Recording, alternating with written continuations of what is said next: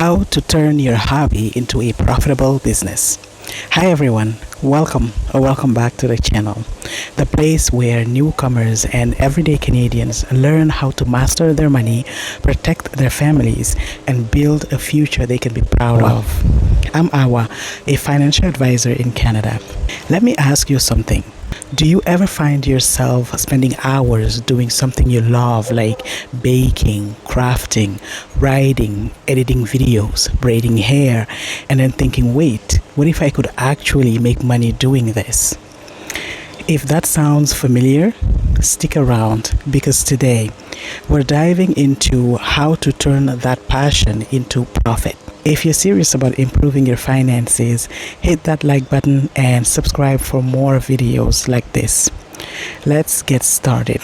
We're living in a time where turning your passion into profit is more possible than ever before.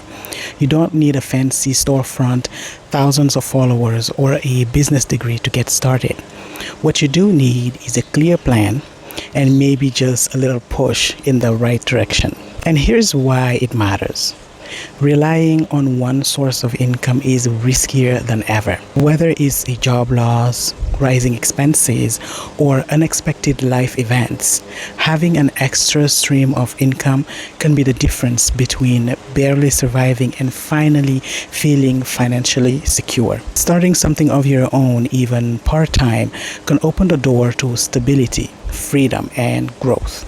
So in this video, we're breaking it all down. How to know if your hobby can actually become a business. What to do first before you even think about logos and websites. How to start making money even with zero budget. And how to build slowly without burning out. If you've been sitting on an idea or secretly dreaming of doing your own thing, grab a notebook and let's get into it. Your hobby could be your hidden business. Let's start here. Your hobby isn't just a hobby. It's something that brings you joy, gives you energy, and that alone makes it valuable.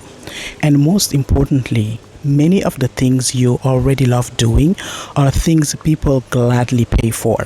Think about it. If you love making jewelry, there's a whole market for unique handmade pieces. Are you always cooking for your family or friends? And are they always complimenting you on how great your food tastes? People pay for quality home-cooked meals. Or maybe you braid your niece's hair every weekend. Well, that same braid can cost $60 or more at a salon. So the difference is that you haven't turned it into an offer yet. But before you jump in, here's something important. Make sure you're allowed to offer your service or product legally in your area. Every city or province has its own rules when it comes to selling food from home, offering beauty services, or even selling handmade items. You might need a small business license, food safety certification, or just permission to operate from your home. A quick call to your city's local business office or a visit to their website can save you a lot of headaches later. It's better to start small and smart. According to a 2023 Shopify survey, more than 60% of small business owners in Canada started their business without a degree or a fancy business plan, but with a personal skill and passion. So if you've ever wondered, but who would actually pay me for this? Here's the truth. They already are. They are just paying someone else. Now it's time for them to start paying you. Time to validate your business. Before you spend a lot of time or money trying to build a full business, it's really important to test your ideas first. Think of it like trying on clothes before buying. You want to make sure it fits you and that people actually want what you're offering. Start by talking to people you already know. Ask your friends, co-workers, or family members if they would pay for what you do. It might feel awkward at first, but this isn't about selling at all. It's about doing a little research first. You'd be surprised how helpful people can be when you just ask for honest feedback. Next, Try offering a small version of your product or service, just enough to see how people react. Maybe it's selling a few homemade meals or offering hairstyling services at a discounted rate. This gives you a chance to learn what people like, what questions they ask, and what you might want to tweak before going bigger. Don't underestimate local platforms either. Posting on Facebook Marketplace, local Facebook groups, or even Kijiji is a great and free way to get your idea out into the real world. These places are full of people looking for homemade, handmade, or local services, and many of them are more than happy to support small local businesses. The main goal at this stage isn't to get rich or become an overnight success. All you want to do is to land your first paying customer. That one sale means someone out there sees value in what you do. And once you find one, there's a good chance there are 10 more people just like them, and then maybe 100. You just have to keep showing up and putting yourself out there. What you need to get started. Let's talk about what you actually need to get started. First, you need a clear offer. That just means knowing exactly what you are selling. Try to be specific, not vague. Instead of saying, I sell crafts, say something like, I make handmade soap and candles with lavender and eucalyptus scents, for example. The more specific you are, the easier it is for people to understand what you do and decide if they want it. Next, you need a simple price list. Don't stress too much about getting it perfect. Pick a starting price that feels fair for your time and effort. It can be on the lower end while you're testing things out. You can always increase your prices later as you grow, get more confident, or when demand goes up. The point is to start somewhere. Make sure you have an easy way to collect payments. An e-transfer is perfect when you're just starting out. Most people use it and it's safe.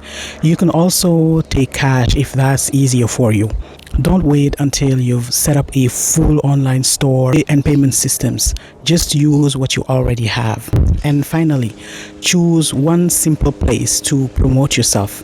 This could be Instagram, TikTok, Facebook Marketplace, or even just your WhatsApp status. Pick one platform you're already comfortable using and start posting what you're offering.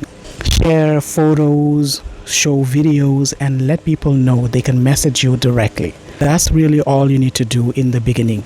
No websites, no business cards. Keep it focused and small. You'll grow as you go.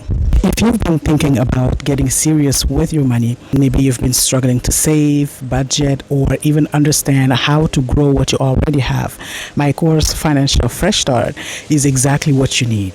It's made for beginners and walks you step by step through everything: budgeting, credit, debt, saving, and building a real financial plan. There's a link in the description below if you want to check it out and enroll today. Back to the video. When to register as a business in Canada? One question I hear all the time is, do I need to register my business right away? It's a great question, especially when you're just getting started.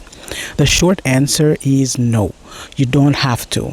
In Canada, if you're using your own personal name to sell something, you can start without registering the business. That means if your name is on the payment and you're not using a business name, you're good to go. This is especially true if you're just trying things out and seeing if your idea works. But if you want to use a different business name like Cozy Candle Company or Braids by Steph, for example, or if you want to open a business bank account with that name, then it's a good idea to register.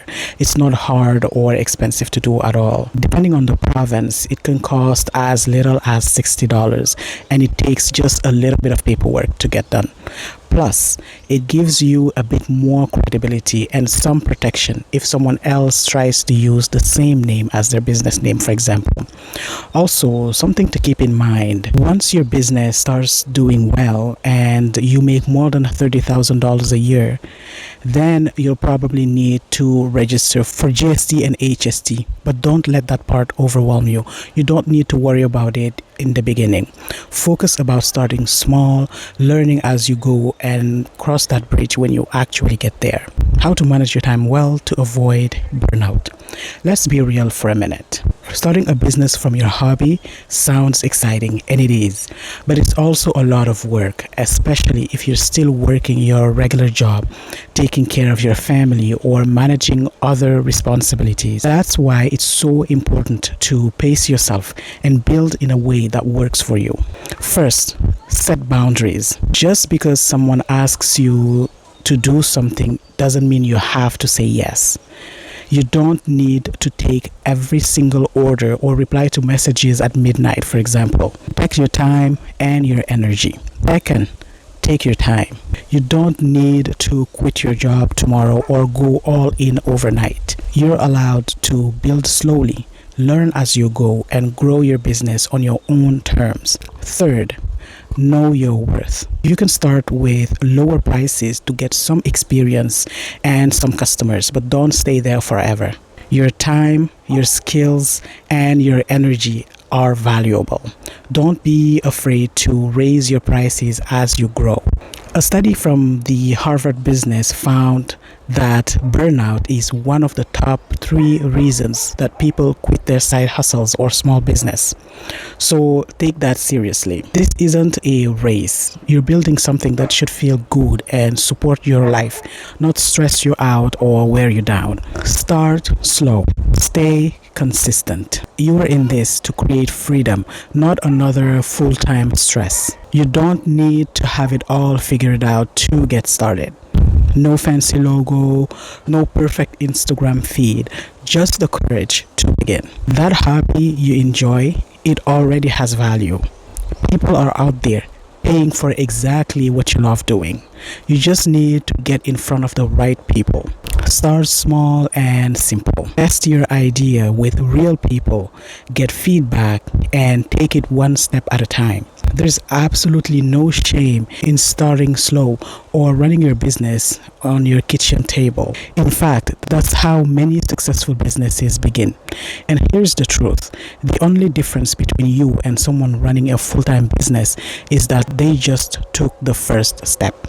So I want to know, what's your hobby? What's the one thing you love doing that people always compliment you on? Drop it in the comments. I'd really love to hear about it. And if this video helped you or gave you a little motivation to finally start, give it a thumbs up and subscribe for more money and business tips, and share it with someone who needs a little push today. Thank you so much for being here. Until next time.